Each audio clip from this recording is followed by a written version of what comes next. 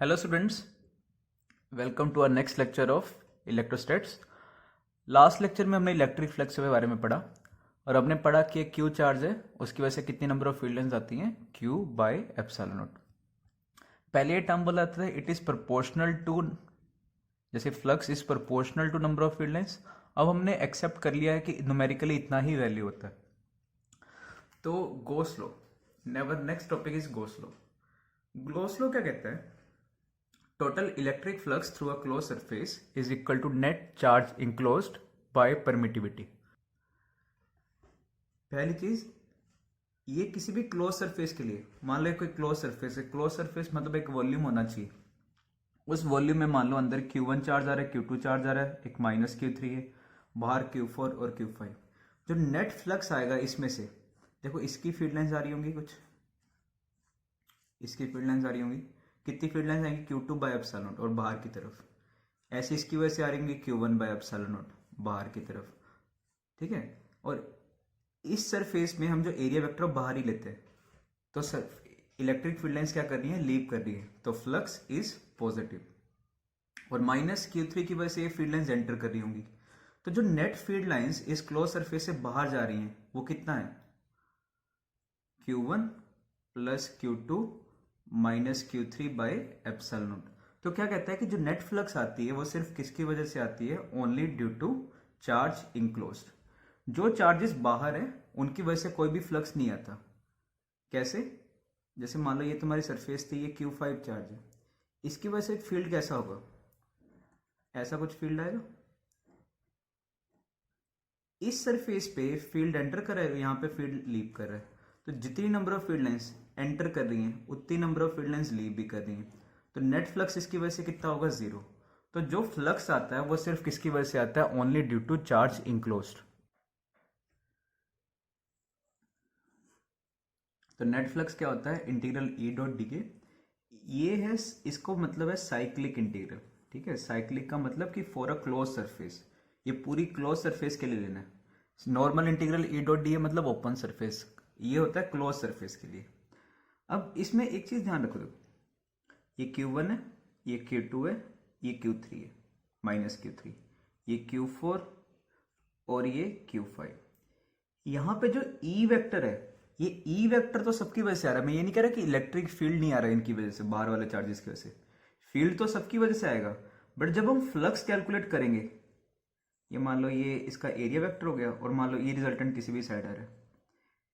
ऐसे तुमने यहाँ पे करा कुछ, मान लो डी एरिया वेक्टर इधर है और कुछ ई वेक्टर इधर की तरफ आ रहा है, जैसा भी है।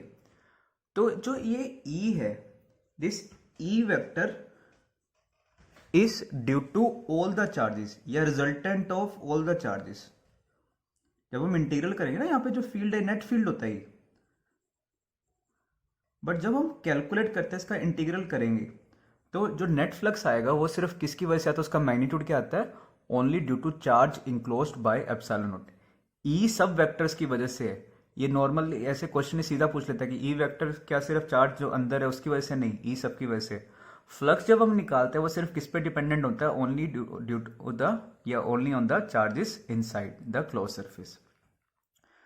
तो अगर किसी मीडियम में होगा तो बस एप्सिलॉन हमें उस मीडियम का यूज करना है। और इसका हम प्रूफ कैसे कर सकते हैं कि भाई क्यू चार्ज की वजह से कितनी फील्ड लाइंस आती है? Q by epsilon not. Positive है तो लीव कर रही होंगी बाहर, plus Q by epsilon naught. Minus है तो एंटर कर रही होंगी, तो minus Q by epsilon not. ठीक है, ये स्केलर क्वांटिटी सीधा ही ऐड सब्ट्रैक्ट करो। Prove Gauss law using Coulomb's law. इसका वैसे प्रूव हम कर चुके हैं। कैसे करा था? एक कोई क्लोज सरफेस बनाई थी, एक पॉइंट चार्ज था, पॉइंट चार्ज के सराउंडिंग में एक क्लोज सरफेस बनाया था हमने।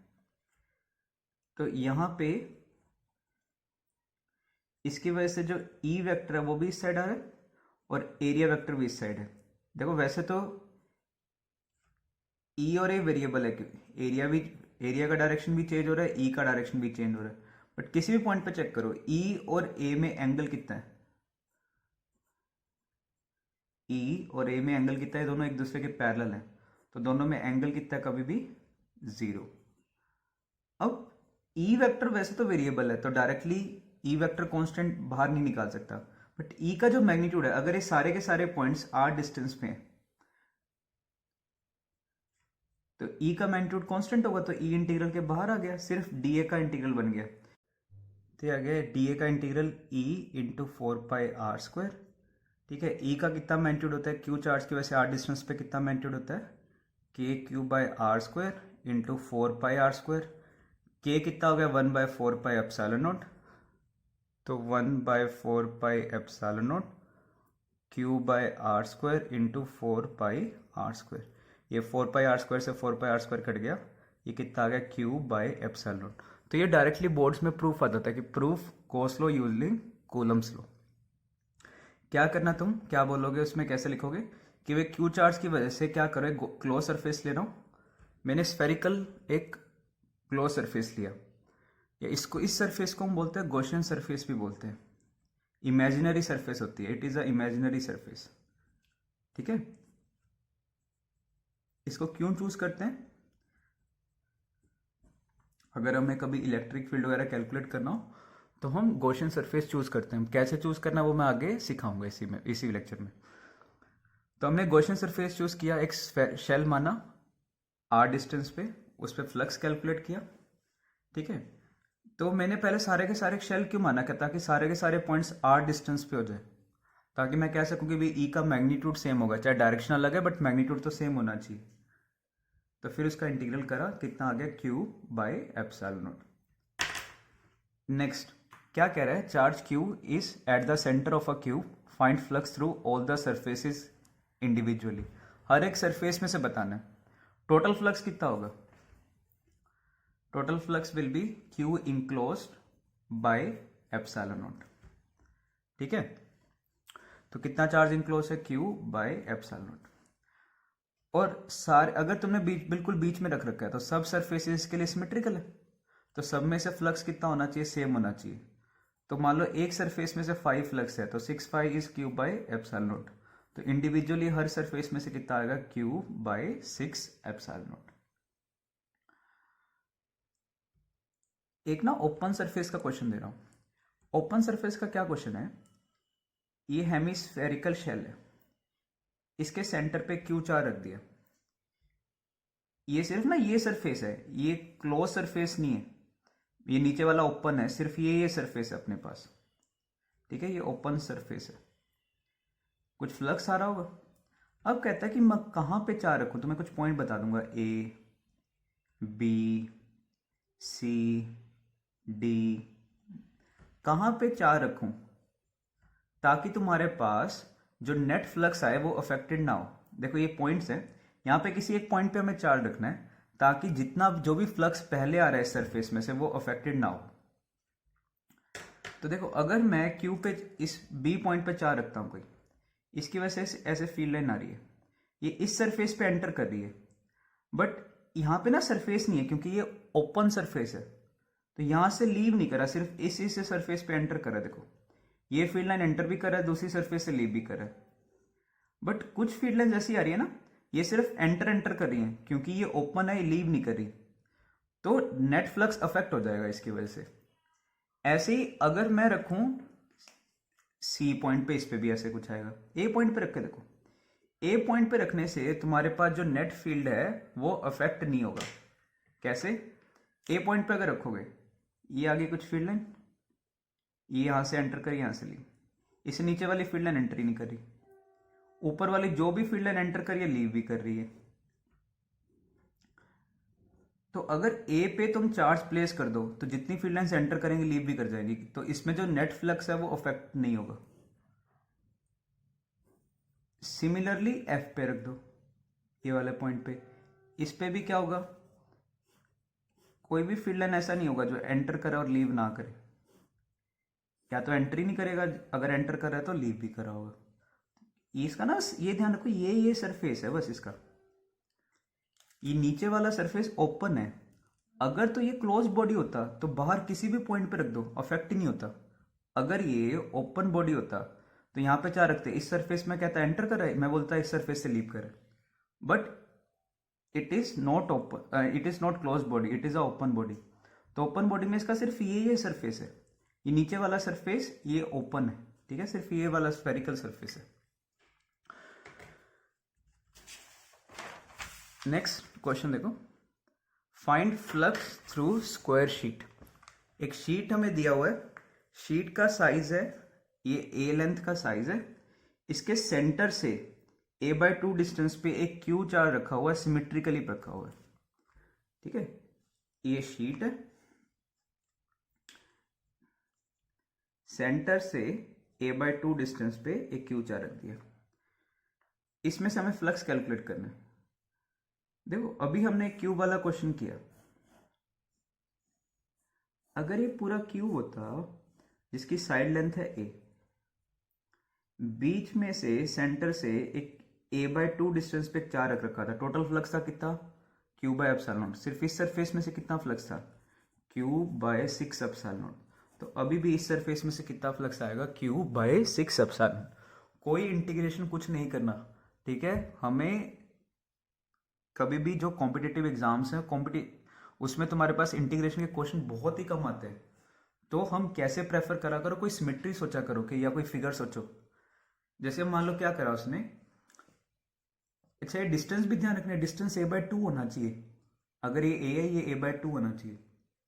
नेक्स्ट केस, एक तुम्हारे पास क्या केस है, एक स्क्वायर शीट है, उसके कॉर्नर से परपेंडिकुलरली a डिस्टेंस पे क्यू चार रख दिया, फ्लक्स निकालना है शीट में से, कैसे करें। एक तरीका तो ये कहता है, अभी भी इस शीट को पूरा कर लो। देखो ये टोटल शीट का साइज कितना हो जाएगा 2a, और सेंटर से a डिस्टेंस पे मैंने रख दिया। तो जैसे अगर ये पूरा a लेंथ है और सेंटर से a/2 पे रखूं तो कितना फ्लक्स आता है, q बाय 6 एप्सिलॉन। तो ये पूरी शीट में से कितना फ्लक्स होगा, q बाय 6 एप्सिलॉन। सिर्फ इस शीट में से कितना फ्लक्स आएगा, सिर्फ इस शीट में से कितना फ्लक्स आएगा, तो ये कितना फ्लक्स आएगा, ये इस पूरे में से हो गया q बाय 6 एप्सिलॉन, ये चार पार्ट्स हो गए बाय 4, तो सिर्फ इस सरफेस में से आएगा q बाय 24 एप्सिलॉन। देखो ये वाला केस हो गई, एक ये a/2, ये a/2, ये a/2, तो एक स्क्वायर है, उसके कॉर्नर से a/2 पे रख रखा है। एक ये मेथड समझ आ गया सबको। सेकंड मेथड एक और बताता हूँ। सेकंड मेथड क्या है, मान लो तुम्हारे पास एक क्वेश्चन और करते हैं फिर ये समझते हैं। कॉर्नर पे मैंने क्यू चार्ज रख दिया, हमें टोटल फ्लक्स बताना है, टोटल फ्लक्स। अब ये बताओ, अगर तुमने कॉर्नर पे रखा चार्ज को ना, एक पॉइंट चार्ज मत मानना, इसको ना हम थोड़ा स्फेरिकल बॉल मानेंगे, तो कितना चार्ज अंदर इंक्लोज हुआ होगा। देखो अगर मैं इसके क्यूब्स बना लूं ऐसे,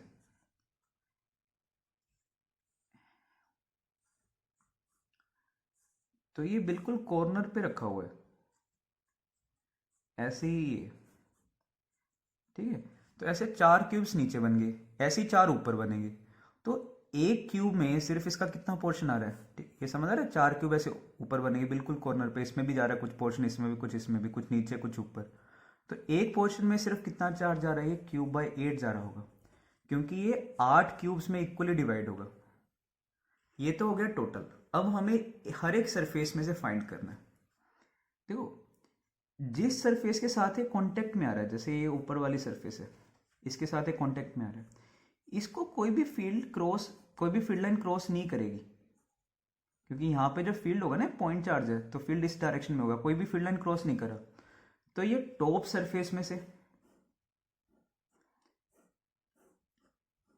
ऐसे ही साइड सरफेस में से ये वाली देखो, टॉप 1, ये साइड, ये बॉटम है 2, ये 3, ये 4, फ्रंट वाली 5, पीछे वाली 6, जिस जिस सरफेस के साथ कांटेक्ट में आ रहा है, टॉप वाले के साथ, एक इस 2 वाले के साथ, एक पीछे वाले के साथ, तो इन तीनों में से फ्लक्स कितना होगा, 0। और बाकी के लिए सिमेट्रिकल है। देखो ये पूरी शीट है, इस कॉर्नर से ए डिस्टेंस पे पड़ा हुआ है, ये पूरी शीट है, इस कॉर्नर से ए डिस्टेंस पे, नीचे वाला भी देखो ये पूरा शीट है, एक कॉर्नर से एक डिस्टेंस। तो बाकी तीनों सरफेसेस के लिए ये सिमेट्रिकल है, तो इन तीनों में बराबर होना चाहिए, ठीक है। तो इसको 5 लिख रहा हूँ तीनों का। तो नेट टोटल फ्लक्स तो क्या है, 1 + 2 + 3, ये जो भी 6 सरफेसेस है, सब में से जितना फ्लक्स है ये मिला के कितना है, q बाय 8 एप्सिलॉन। 1 में से 0 है, ठीक है, ये 1, इसमें से 0 है, ये इसके साथ कौन सा था, ये 3 है, सॉरी 3 में से 0 है, और पीछे वाला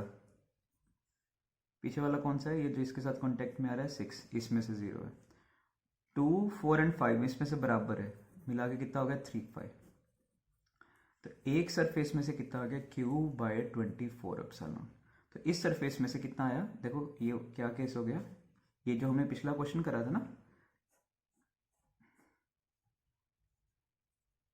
ये सेम वही क्वेश्चन बन गया। ये शीट है,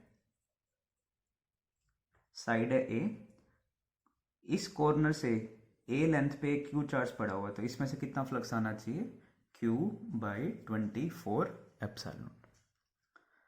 next, a rod of infinite length of linear charge density lambda is passing through cube of side A. Find maximum possible electric flux through the cube. इस क्यूब में से मैक्सिमम फ्लक्स कितना पास कर सकता है। फ्लक्स क्या होता है, Q enclosed by epsilon not. Infinite road है तो फ्लक्स तो सिर्फ उतना पार्ट का आएगा जितना चार्ज अंदर आ रहा है, जितना रोड अंदर आ रहा है उसका जो चार्ज आएगा उसकी वजह से। तो मैक्सिमम लेंथ कैसे अंदर ला सकता हूँ, अगर मैं इसको बॉडी डायगोनल की तरफ रख दूं रोड को, ताकि रोड इस तरीके से पास करे, ठीक है, तो कितना लेंथ अंदर आ गया, ये कितना लेंथ हो गया, अगर क्यूब है ये कितना लेंथ होता है बॉडी डायगोनल, √3a। तो चार्ज इनक्लोज कितना हो गया, लैम्डा टाइम्स √3a, ठीक है। तो फ्लक्स कितना आएगा, Q enclose lambda times √3a bye epsilon naught. Next case, हमने क्यू चार्ज इसके टॉप सरफेस पे रख दिया, हमें टोटल फ्लक्स निकालना है, कितना पोर्शन इसके अंदर वाली साइड होगा, कितना बाहर, तो ये 2 पार्ट्स में डिवाइड होगा ना, तो फ्लक्स कितना आएगा Q/2 अपॉन एप्सिलॉन नॉट, या Q/2 एप्सिलॉन नॉट। अब इसी क्वेश्चन में से उसने नेक्स्ट पार्ट क्या दे दिया, कहता कि ये सरफेसेस दी हुई हैं, ये सेम वही टॉप पे Q चार्ज रख दिया, बॉटम वाली 5, ये 6, ये 1, ठीक है, ये 2, ये 3, ये 4, ये 5 और ये 6। तो कहता कि 5 में से फ्लक्स इज 5 नॉट, बाकी सब में से कैलकुलेट करो। 6 सरफेस में से कितना होगा, देखो 6 सरफेस वाले में से तो 0 होगा, क्योंकि इस सरफेस पे अगर कैलकुलेट करो फील्ड इसी डायरेक्शन में, इसको कोई क्रॉस नहीं करा, तो फ्लक्स थ्रू 6 इज 0। बाकी 4 सेंटर पे 1, 2, 3, 4 ये सरफेस है, इन सब के लिए बराबर होना चाहिए, इसको 5 लिख रहा हूं, और 5 में से उसने कितना दे रखा है 5 नॉट। इन सब का सम कितना है, टोटल फ्लक्स कितना था Q/2 एप्सिलॉन नॉट। तो 5 1 + 5 2 + 5 3 + 5 4 4 5 + 5 5 5 not + 5 6 is 0 is equal to 5 total कितना था Q/2 एप्सिलॉन नॉट। तो बाकी सब सरफेसेस में कितना आएगा, कितना आ गया Q/8 epsilon naught minus 5 naught by 4। तो ऐसे सिंपल से इसमें क्वेश्चन आते हैं। नेक्स्ट क्वेश्चन, एक क्यू चार्ज रख दिया हेमिस्फीयर के सेंटर पे, find total flux and flux through plane surface and hemispherical surface. Total कितना चार्ज इनक्लोज हो रहा है, आधा चार्ज अंदर आ रहा होगा, तो कितना आ गया Q/2 by epsilon, Q/2 epsilon. मैं बोलूँ इस सरफेस पे बताओ, इस सरफेस पे तो जो फील्ड आएगा वो इसी प्लेन में आएगा, कोई फील्ड लाइन लीव ही नहीं करा, तो फ्लक्स थ्रू प्लेनर सरफेस में से कितना है 0, सारा का सारा जो फ्लक्स आएगा वो किस में से आएगा, कर्व्ड सरफेस में, कितना Q/2 एप्सिलॉन। अगर कहता Q जस्ट इनसाइड हो तब कितना फ्लक्स आएगा, जस्ट इनसाइड मतलब पूरा का पूरा ये जस्ट अंदर चला गया, पहले थोड़ा सा पोर्शन बाहर था ना, अब वो हल्का सा मैंने इसको अंदर शिफ्ट कर दिया, तो सारा का सारा चार्ज ही अंदर हो गया, तो टोटल फ्लक्स कितना आएगा Q/एप्सिलॉन। अब हमें फाइंड करना है हेमिस्फेरिकल में से कितना होगा और कर्व्ड में से कितना होगा।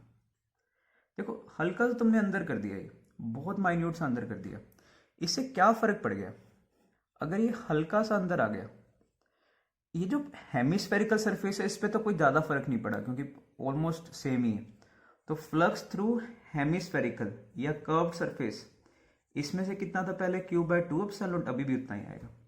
तो बाकी का जो Q/2 एप्सिलॉन है ये किस में से आ रहा है, ये जो प्लेनर सरफेस है इसमें से भी फ्लक्स आना स्टार्ट हो जाएगा, क्योंकि अब उसके ऊपर नहीं लाई कर रहा, उसके बीच में लाई नहीं कर रहा, थोड़ा सा ऊपर लाई कर रहा है उसके।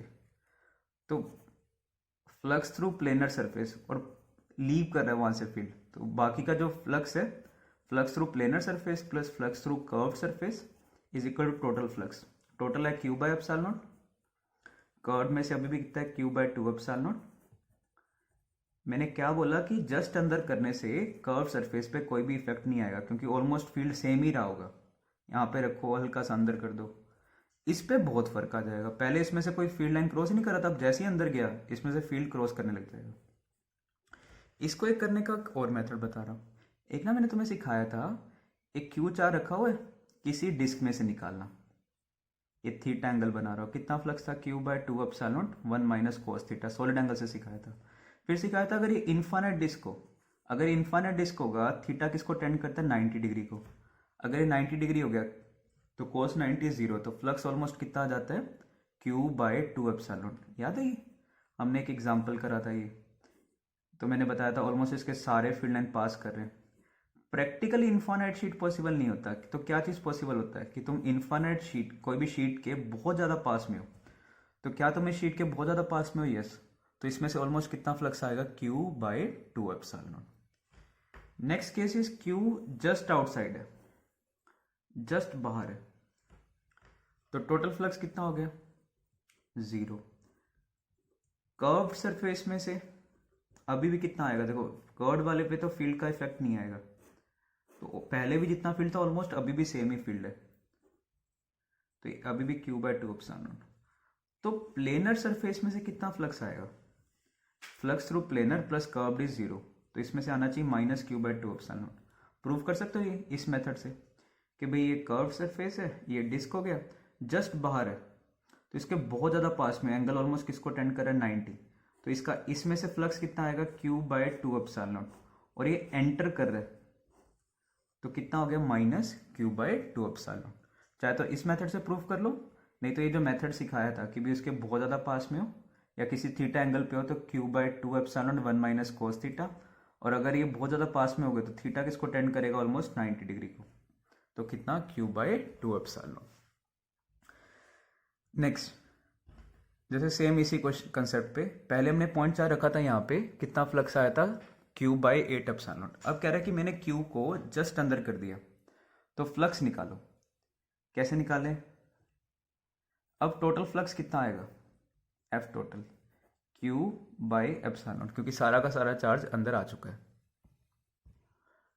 टॉप सरफेस थी 1, ये बॉटम ली थी 2, ये साइड वाली 3, ये 4, फ्रंट वाली 5, पीछे वाली हमने ली थी 6। अब देखो इसको जस्ट अंदर आने से किस सरफेस पे फर्क पड़ा, ये जो बॉटम सरफेस है, फ्रंट सरफेस है, ये 4 है, इसका तो फ्लक्स पे इफेक्ट नहीं आएगा, तो इसका तो जो फ्लक्स पहले था अभी भी उतना ही फ्लक्स होना चाहिए। पहले कितना था क्यू बाय 24 एप्सिलॉन नॉट, अभी भी उतना ही होगा। बाकी शीट्स पे फर्क पड़ जाएगा, क्या बाकियों के लिए अभी भी सिमेट्रिकल है ये? तो फ्लक्स थ्रू 1, 3 और 6, इसको मैं 5 लिख रहा हूँ, तो टोटल फ्लक्स 1, 3, 6, इसका तो हो गया 3, 5 प्लस इन तीनों का मिला के ये कितना हो गया 3 times Q by 24 epsilon naught is equal to total Q by epsilon naught. तो ये कितना आ गया देखो 3, 5 is equal to Q by epsilon naught minus Q by 8 epsilon naught, ये कितना हो गया 7 बाय 8 एप्सिलॉन नॉट, और 3 डिवाइड में आ जाएगा, तो कितना आ गया 7 by 24 Q by epsilon naught. यहाँ पे वो क्यू बाय 2 एप्सिलॉन नॉट वाला मत लगाना, वो तब होता है कब था ये रिंग है इसके सेंटर पे हो, हर साइड से एंगल सेम होता है वो, यहाँ पे वो कंसेप्ट मत लगाने लग जाना। तो इस तरीके तुम्हें अपने दिमाग में सिमेट्री सोचनी है कि कैसे अप्लाई करूँ गॉस लॉ, फिर सॉल्व करोगे। इंटीग्रेशन से नहीं जाना, बहुत रेयर क्वेश्चन होंगे इंटीग्रेशन पे आए थे। अब जैसे ये IIT में आया था, एडवांस का क्वेश्चन है। क्या क्वेश्चन है, एक तुम्हारे पास ना एक रेक्टेंगुलर शीट दे दिया, उसका लेंथ है L, विड्थ है A, इसके सेंटर के इसके लेंथ के पैरेलल, ठीक है, और सेंटर से √3a/2 परपेंडिकुलर डिस्टेंस पे एक इन्फानाइट लाइन चार्ज जा रहा है, चार्ज डेंसिटी उसका लैम्डा। तो हमें इसमें से फ्लक्स कैलकुलेट करना है।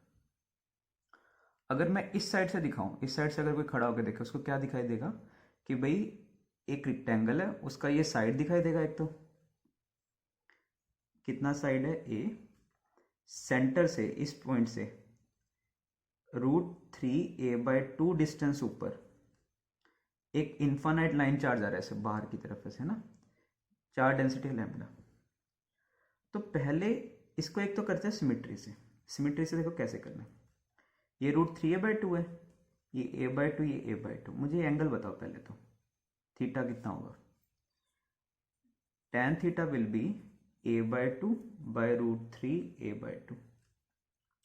कितना हो गया, 1/√3। थीटा कितना आ गया, 30 डिग्री। तो ये टोटल एंगल कितना हो गया, 60।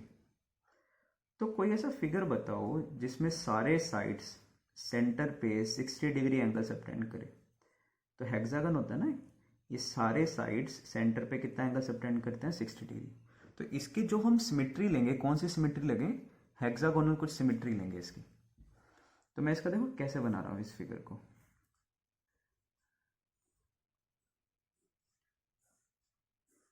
एक हेक्सागन फॉर्म कर दिया, ठीक है।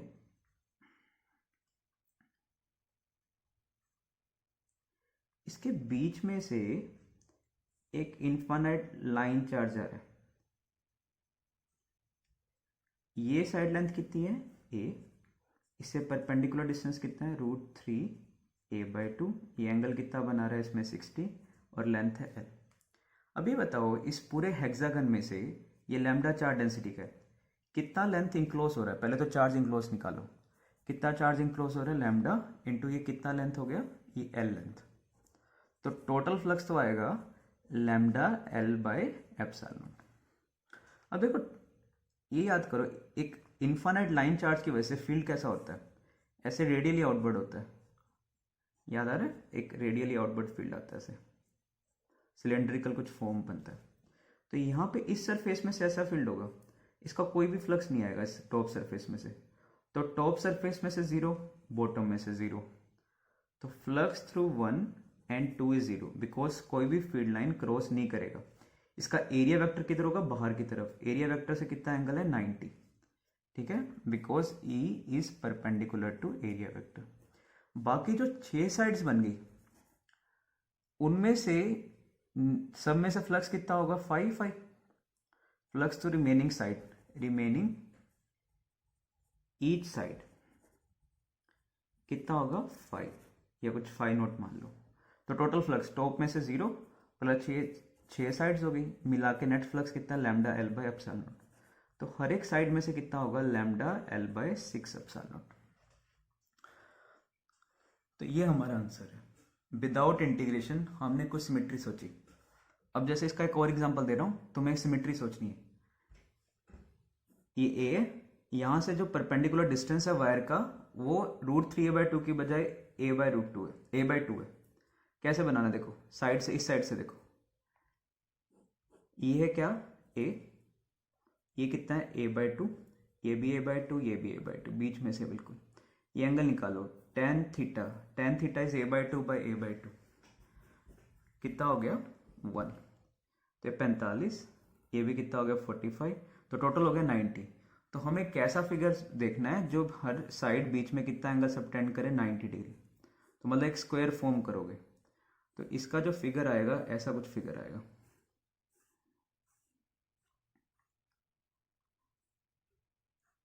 और इसके बीच में से ये इन्फिनिट वायर जा रही है, ठीक है। तो टॉप सरफेस में से 0, बॉटम में से 0, बाकी सब में बराबर कितना आ जाएगा, लैम्डा L/4ε। तो इस तरीके से हम विदाउट इंटीग्रेशन इस क्वेश्चन को कर सकते हैं। अब ये सेम क्वेश्चन करा रहा हूं यूजिंग इंटीग्रेशन, प्रेफर मत करना, ठीक है, पर सीख लो, चलो इंटीग्रेशन सीख लो, थोड़ा सा ये बेनिफिट हो जाएगा, इंटीग्रेशन सीख लोगे और थोड़ा विजुअलाइजेशन में हेल्प होगा। अब जैसे ये तुम्हारे पास इन्फिनिट वायर है, सेंटर से परपेंडिकुलर डिस्टेंस है √3a/2। अब मैं इस पे थीटा पे RD थीटा का एलिमेंट नहीं लूंगा, क्योंकि हर एक पॉइंट का डिस्टेंस अलग अलग है। तो मैं क्या कर रहा हूँ, सेंटर से x डिस्टेंस पे एक स्ट्रिप बना रहा हूँ ताकि सारे के सारे पॉइंट्स रोड से सेम डिस्टेंस पे हो जाए। इसका थिकनेस है dx और लेंथ है l, ठीक है। ये अगर टॉप से दिखाऊं, ये इन्फानाइट, इसका डेंसिटी है लैम्डा। यहाँ पे मैंने ये ना तो इस साइड से दिखा रहा हूँ जैसे, तो यहाँ से इस पॉइंट से x डिस्टेंस पे एक स्ट्रिप बनाया। हमें स्ट्रिप का सिर्फ ये पोर्शन दिख रहा है, इसकी ना अंदर लेंथ भी है, l लेंथ है ऐसे। तो यहाँ पे इसकी वजह से कितना फील्ड होगा, x डिस्टेंस पे पहले dx, ये हो गया √3a/2। यहाँ से कितना डिस्टेंस हो गया, ये डिस्टेंस कितना आ गया तुम्हारे पास, √x² प्लस √3a/2 का स्क्वायर।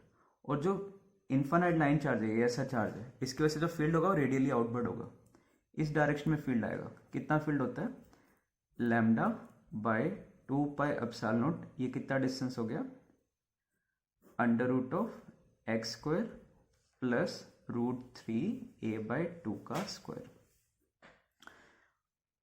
इस सरफेस का जो तो फील्ड इस तरफ कहीं आएगा और इसका एरिया वेक्टर इस सरफेस के परपेंडिकुलर है, इस साइड है। ये एंगल है थीटा। डीए वेक्टर कितनी थिकनेस होगी इसकी, dx, और लेंथ कितनी है l। दोनों में ये जो एंगल है, ये एंगल कितना है, थीटा। तो कितना फ्लक्स लिखोगे इस पोर्शन में से, E dA cos theta. Cos theta कितना है, ट्रायंगल से देख के फिल कर लो, ठीक है। E dA कोस थीटा कितना आ रहा है हमारे पास, √3a/2 upon √x² plus √3a/2 का होल स्क्वायर। तो इसका हम इंटीग्रल करेंगे। तो देखो मेरे पास क्या एक्सप्रेशन आ गया था finally, d∅ is equal to E कितना है, λ/2πε0, ठीक है। मैं उसकी वैल्यू फिल कर रहा हूँ।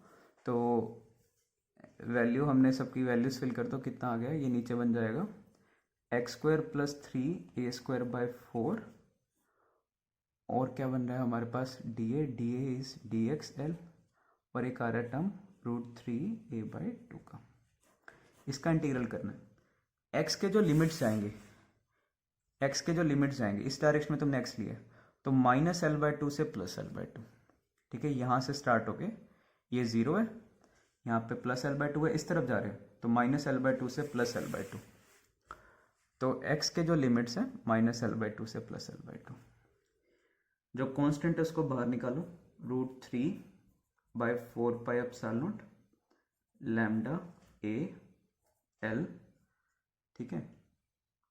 अंदर क्या बच गया, dx upon x² plus √3a/2 का होल स्क्वायर। अब देखो अगर ऊपर x dx होता, फिर मैंने सिखाया था a² प्लस x² को कुछ y फिल कर दो और डिफ्रेंशिएट कर दो। बट अगर ऊपर सिंपली dx हो तो x को क्या फिल करना है, √3a/2 tan थीटा। dx कितना होगा, dx will be dx/d theta कितना होगा, √3a/2 secant स्क्वायर थीटा, या dx को हम क्या रखते हैं ये। तो ये वैल्यू फिल करने लगा, कितना आ गया, √3 λAL/4πε0। dx को क्या रख दिया, √3a/2 secant square theta d theta, और नीचे x² मतलब इसका स्क्वायर, √3a/2 tan थीटा का स्क्वायर। तो इसका square tan square theta plus ये फिर से, तो ये कॉमन आ जाएगा, अंदर बचेगा tan स्क्वायर थीटा प्लस 1। ये हो गया secant स्क्वायर थीटा, ये कट गया, एक √3a/2 कट गया, तो यहाँ से भी कट कर लो। देखो क्या बनेगा, λL/2πε0 d थीटा का इंटीग्रल कितना आ जाएगा, थीटा। अब तुमने देखो tan थीटा क्या लेट किया था, tan थीटा वॉज x/√3a/2। तो थीटा को क्या लिखता हूं, theta is tan inverse x upon √3a/2 x के लिमिट्स कहाँ से कहाँ तक जा रहे हैं, सॉरी ये उल्टे फिल कर, -a/2 से +a/2। तो लिमिट्स फिल कर लोगे। पहले अपर लिमिट, एक्स की जगह अगर अपर लिमिट फिल किया तो a/2 ये कट गया,